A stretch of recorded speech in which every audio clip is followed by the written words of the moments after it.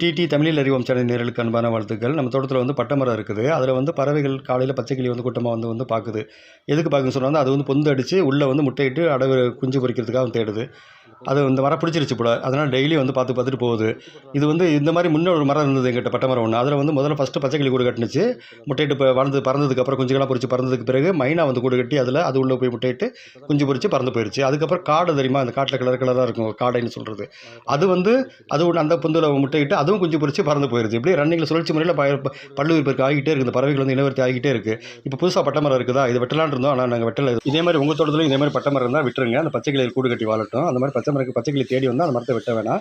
ஒரு 4-5 தடவை அது முட்டையிட்டு குஞ்சு பிடிச்சதுக்கப்புறம் ரொம்ப பட்டு போயிட்டா வெட்டிடுங்க. ஏன்னா அதுக்கப்புறம் இருந்தாலும் அது வந்து தன்னால் பக்கத்தில் காற்றடிச்சா கொண்டா விழுந்துடும்.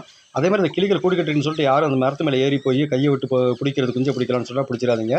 அது கூட சில நேரங்களில் வந்து பாம்பு கூட போய் உள்ளே உட்காந்துருக்கும். ரொம்ப கவனமாக இருங்க. காணொலியை பார்த்தமைக்கு நன்றி.